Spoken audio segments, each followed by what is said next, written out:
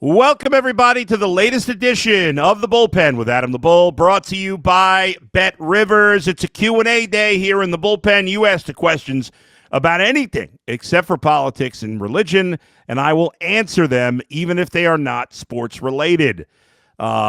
Of course, as always, we are brought to you by Bet Rivers, and if you're not using the Bet Rivers app, you're missing out. It's great, and I've got an opportunity for you to get a bonus bet. If you're getting into the swing of baseball season, and in addition to answering your questions, I'm going to talk a little baseball, a little Jose Ramirez. If you're getting ready for baseball, the regular season opens with one game next Wednesday, the 25th, and then everybody else is playing, I believe everybody else is playing Thursday, the 26th. Bet Rivers and the Bullpen are giving you a bonus bet to give you a practice swing. Bettors in Ohio can get a $10 bonus bet to use on baseball, but you got to enter the code ATB316. You see it right there below me on the screen. The code is ATB316. It's a great opportunity. If you haven't used the Bet Rivers app, download it. If you've downloaded it but not used it, use it. If you use it already, you still can use the code. That code again is ATB316. This offer ends on April the 12th. Must be 21 and live in and be in Ohio. Eligible players only. Gambling problem? Call 1-800-589-9966. The Guardians will begin their season next Thursday on the road in Seattle. Their home opener will be a week and change later against the Cubs. The Guardians head into this season. If you missed my predictions a few weeks ago, I'll give you a little on it today, and then tomorrow, Zach Meisel and I will be doing an Ultimate Guardian show live at 9 a.m. on Wednesday the 18th, my last day working before my surgery. But I have the Guardians winning in the mid to high 80s, and I think they'll grab the last wild card spot. I do think the Tigers will win the division. I think if you played the season 100 times, the Tigers would probably win it 75. The Guardians would probably win it, or I'll say 70 for the Tigers, the Guardians 25. And then maybe the Guardians 29, and then everybody else one. No, that's not. The Royals I should give the Royals a better chance. The White Sox and Twins can't win the division, although, as I've said, I think the White Sox are finally headed in the right direction. Although Alex and I were talking, Alex, one of the producers, he's a big White Sox fan, and he reminded me that Kyle Teal, their young catcher, who's very good, one of their better prospects, he played last year, he got hurt at the World Baseball Classic, just like Seiya Suzuki the Cubs did, and both their Teal's definitely going to miss time. We'll see about Suzuki, but that's, of course, the downside of the World Baseball Classic, which has overall been great. But could the Guardians win the division? Certainly. I'm giving them, like I said, a 30% chance. Maybe it's a little higher than that. Maybe I'm being a little too tough on their chances. I just think the Tigers are the better team. The Guardians do have that magic. They have the ability to overcome and overachieve, which they've done so many times, both under Terry Francona, and it's continued with Stephen Vogt.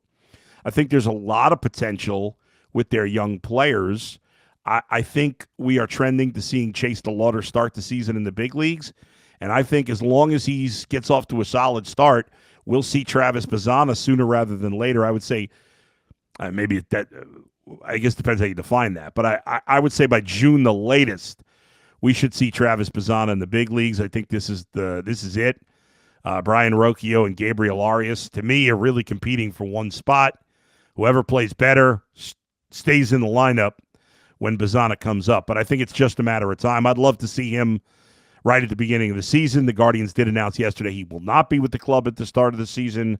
Not surprised. I get it. He does need a little more seasoning. But if he gets off to a hot start, I mean, 2 weeks in, I'd call him up. So I think there's a window to him getting up pretty early. So I hope we will see that.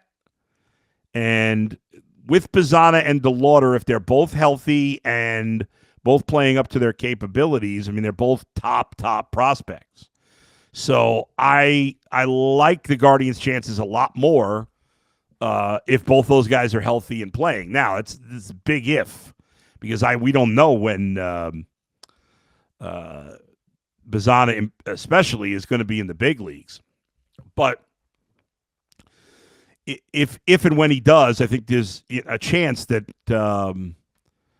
both he and DeLauder will be very good. And if that's the case, and if Rhys Hoskins bounced back from his injury last year in a bad month of June after a great start to the season, well, then the Guardians lineup could potentially be a lot better than I think it's going to be. And if that were the case, like if I knew for sure, and this is obviously silly because you couldn't, but if I knew for sure that Travis Pizzana and Chase DeLauder were going to be healthy the whole season, that DeLauder would start the season in the majors and Pizzana would be here by, I'll say, May, and you told me Rhys Hoskins was going to stay healthy, I'm not even saying you have to say they're playing great. I'm going to assume that if they're in the lineup every day and healthy, they're all going to be good to great.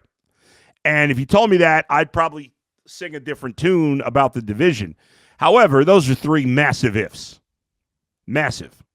But if they happen, then the Guardians would flip to be my favorite in the division. Even if two of the three happen, it's neck and neck. But if less than that, they got to be they're second to me. Now I hope I'm wrong. I hope they win the division, but as long as you make the playoffs, that's what matters, and I think they got a solid shot at that. Obviously, it's been quiet for the Browns after a busy week last week where they added to the offensive line. I do have a question today in the Q&A about the Browns, so we'll get into that in a little bit. And Cavs back in action tonight. They are playing Orlando, so and the Magic are coming off. I'm sorry, my mistake. They're playing Orlando coming up, but they're playing the Bucks tonight. And then I think it's Orlando after that. No. What the hell's my brain? They're not playing Orlando till next week. That's their next home game is Orlando.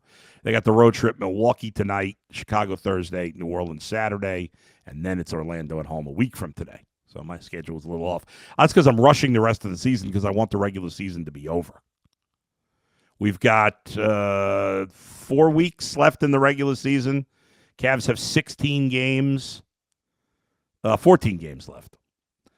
And I'm ready for it to be over and get to the regular season. All right, now let's get to your questions on a Q&A edition of the Bullpen. Let's begin with AANCNE Opto Bro. He sent the question, what any shows or movies you're looking forward to watching while you recover? So for those who don't know, I'm sure most of you have heard me talk about it, as I put my life out there, and my life's an open book. And if you listen to me anywhat regularly, either here in the Bullpen or on the Ultimate Cleveland Sports Show, you know that I'm having surgery. But if you don't, or you don't know what's going on, I will let you know. Thursday morning, very early, don't have the exact time yet, but I will be having bariatric surgery. There is 2 types of bariatric surgeries. There's the gastric sleeve, and there's what's called the Roux-en-Y, or the full bypass. And I'm having that one. That's a little more serious, but from what I'm told and what I've read, more effective, but although both appear to be, at this point in time, very effective. There's a lot of data behind both. So, and when I say I did my own research, that was from reading from doctors and not some wild person on Facebook. But anyway, so I will be in the hospital. If all goes well, I will get out of the hospital Saturday. Most people stay about 48 hours in the hospital. Hopefully there's no, you never know. It's a surgery I'll be put under. And so you never know. So there's obviously a little bit of nervousness there. But hopefully everything goes smoothly. I'll get out of the hospital Saturday. They recommend you take 3 weeks off from work. I'm planning on taking, I'm going to try to return first here to the Bullpen, actually 2 weeks from today. That would be 12 days, which would be, I think, the 31st. If I'm feeling up to it, that's when I'll be back. And then if that goes okay, then rejoining the Ultimate Cleveland Sports Show on Wednesday, April the 1st. So we'll see. As long as I'm feeling up to it. Just wanted to give you all background. I was 360 pounds 3 weeks ago. The goal is to get down to 200 pounds, or at least 220, but ultimately get to 200. I've lost 21 pounds in the last 19 days with my pre-surgery diet, and today's the last day I can eat any real food for a couple of weeks. Tomorrow, I'm basically fasting. The only thing I could have tomorrow is water, Crystal Light, sugar-free popsicles, and sugar-free Jell-O. And then beginning the day of the surgery, I through 2 weeks, I can only have protein drinks or shakes, and I don't like the shakes. I have the protein drinks or bone broth, basically just liquid, and the sugar-free, again, Jell-O and popsicles. And then 2 weeks after that, I can only eat pureed foods. And then 2 weeks after that, it's very soft foods, mushy foods. So it'll be a while before I eat any real food, which I need. And obviously, I'm trying to save my life here, live a longer life, and live a better life. So if anybody else out there is dealing with the same struggles that I have over the years of being fat, being overweight, look into it. It's not, unfortunately, insurance doesn't always cover it. I'm very fortunate that I'm able to pay. I'm paying for the surgery out of pocket because my insurance didn't cover it, unfortunately. But obviously not everybody can afford that. But if you can, and if you're thinking about it, at least check with your insurance company. And while the surgery is expensive, if you have to, pay out of pocket, it's probably not as expensive as you might think. I don't know. I don't know what people would think. I don't know what I thought. But anyway, that's my story. So now to answer the question. Any shows or movies you're looking forward to watching while on recovery? So, yes, there are a number of things. I've been trying to save up some stuff. I was, I forgot the name of the show now because I took it off my list because I decided that way they changed the history of the space race for all mankind. I was planning on saving that and binging the 5 seasons of that, but I started it and I've tried it twice now. It's just not grabbing me.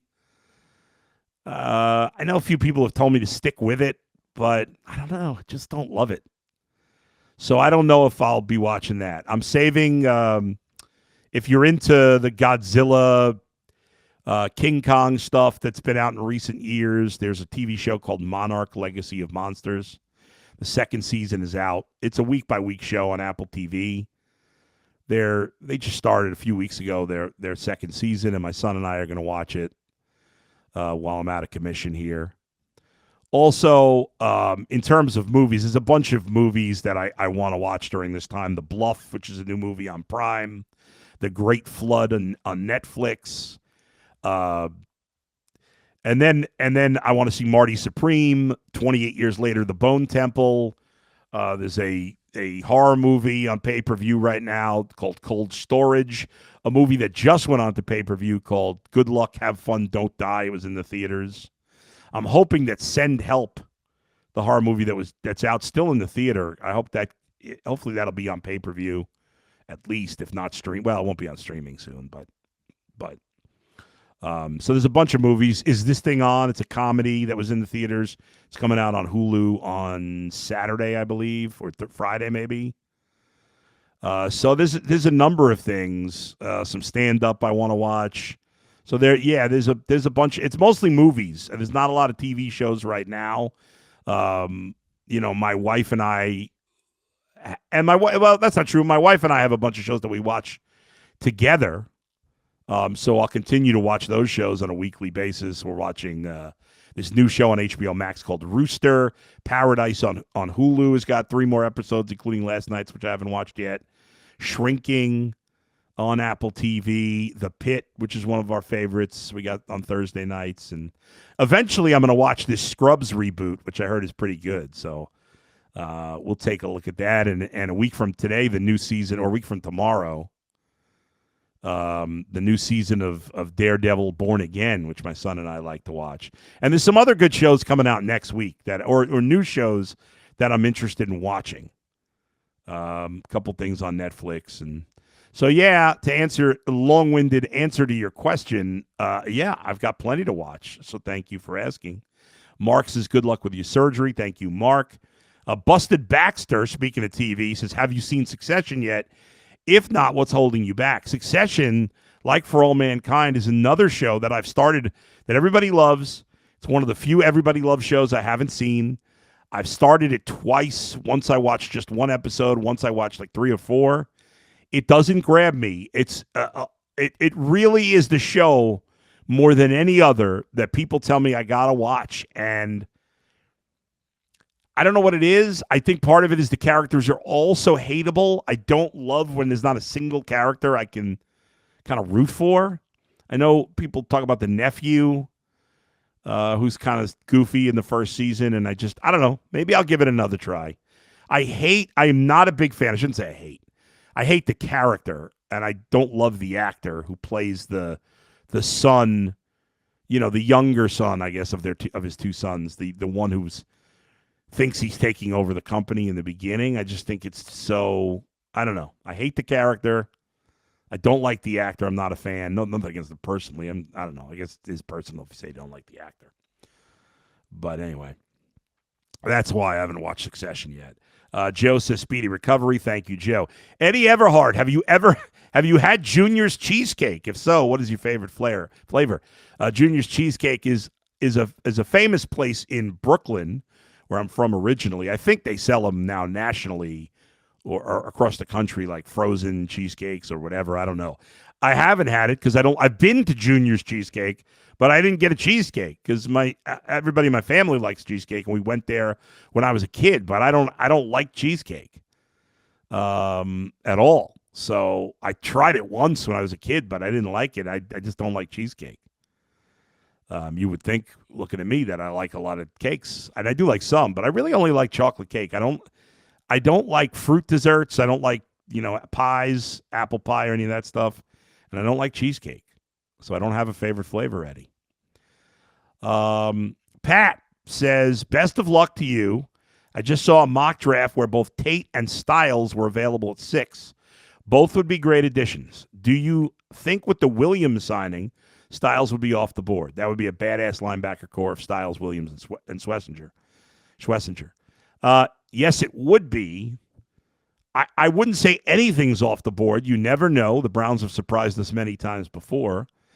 And although Sonny Styles, I think, is going to be a great player, and I would certainly not kill the Browns for drafting him, I just find it so hard to believe that because they are so good on defense and so bad on offense, that if Carnell Tate, or one of these offensive linemen were available, that they would pass for a defensive player, even one as good as Sonny Styles. So yes, it would be awesome to have that linebacking core, but I'd be very shocked if they did it.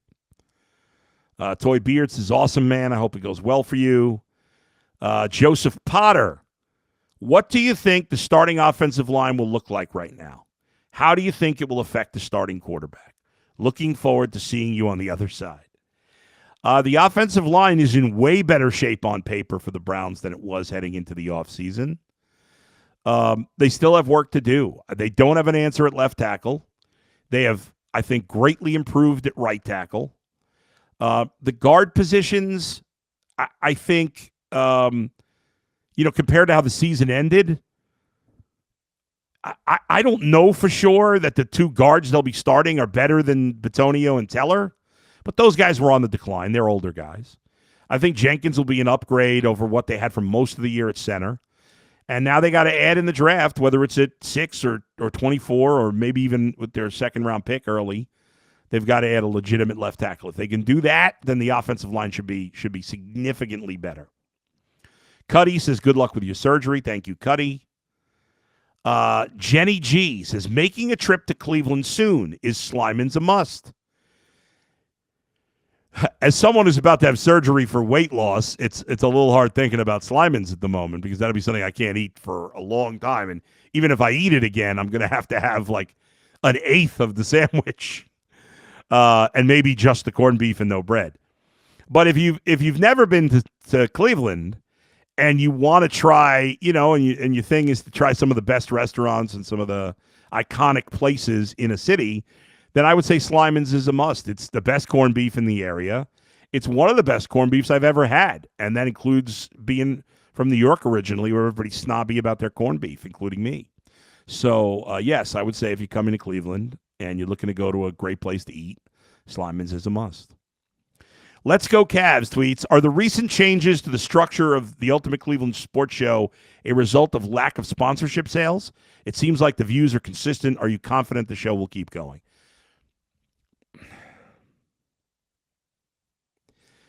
So let me answer this question by saying the show being on YouTube, there's a limit to how much money we can make, how much money the company can make, right? The company, Tegna, owns the show, and they're not going to just keep paying us if they're not making a profit. That's just the way it goes. That's business. It makes complete sense. And on YouTube, there's a limit to how much money you can make. You're right. Our views are consistent. If you compare us to a lot of other local shows, our numbers are through the roof. Our subscriber base is in the top 1.5% of all YouTube channels. Our views, especially the growth we've had from when the show started 4 years ago, or almost 4 years ago till now, be 4 years in May, is huge. But yes, being on the WKYC app and then, allows us to raise the roof in terms of how much money the show can make in terms of sponsorship deals. And so if we're going to continue to put out a product that hopefully you and others love, if we don't make more money, the truth is, the show will eventually go away. And obviously, we don't want that to happen. And hopefully enough of you don't want that to happen. So everybody will download the WKYC Plus app. Please download the Bet Rivers app as well. That helps me out for the podcast. So 2 apps. That's all I'm asking. And it doesn't cost a dime to download either of them. So download the Bet Rivers app and download the WKYC Plus app, again, for those who don't know, and follow the other side of my work. The Ultimate Cleveland Sports Show starting on Monday, the 23rd, will be moving. We have been on for almost 4 years from 11 to 1. We're going to be 10 to 12 instead. The first hour exclusively on WKYC Plus. The second hour will still be on YouTube for now, but probably eventually will go completely to WKYC Plus. So we appreciate your support. I appreciate your support of the Ultimate Cleveland Sports Show. I appreciate your support of my podcast. I appreciate the questions you asked. And, even though I got to be a little careful, but I think I gave you a completely fair and honest answer about it that maybe others wouldn't have. I don't know. And maybe I said too much, but, businesses are in business to make money. So that's it. So hopefully we'll continue to support us, support me, and support us, both in UCSS and here with Bet Rivers, because I love doing what I'm doing. I love communicating with you fans. I love talking sports for a living. I couldn't imagine doing anything else, because this is all I know for 30 years. All right, thank you all for joining me as always. Thanks to Alex and Levi for producing, and thanks to all of you for watching and listening. I'll talk to you next time. Where else but right here in the bullpen with Adam the Bull, brought to you by Bet Rivers. See you, everybody.